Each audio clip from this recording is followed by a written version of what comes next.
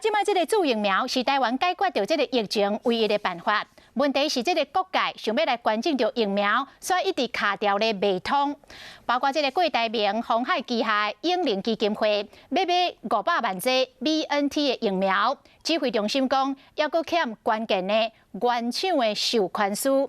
过来是复工会按算要来买50万剂招生的疫苗，但是招生来回应讲，敢若愿意甲政府机关来协商。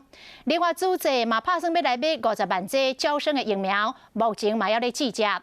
不过即摆这一切，拢是卡伫个书面的资料，所以这个议员是来批评指挥中心是故意要来挑人。但是嘛有专家讲，这个政府用高标准来监督，才会当确保着民众注疫苗的安全。这里面还缺乏就是一个原厂的一个授权。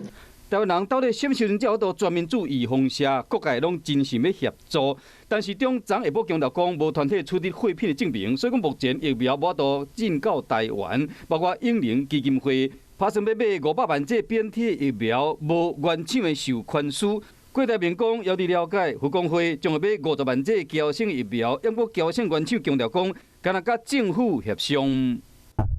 这些国际大厂目前的当然是以美国或是德国这边这个大厂为主民间团体买管疫苗拢卡掉咧，引起在野党的批评。郭台铭跟佛光山并不是要代理 BNT 疫苗，然后在台湾进行贩售。所以他根本不需要取得所谓的原厂授权，要授权什么呢？针对在野党的质疑，有专家就跳出来背回讲，强调政府是以高标准来监督疫苗进口，是确保民众注射安全。这个高标准是一定要存在的。我再强调一次，这些疫苗是打在健康人身上、正常人身上。你不可以使那个正常人因为打疫苗而导致他身体有什么受到任何的损害。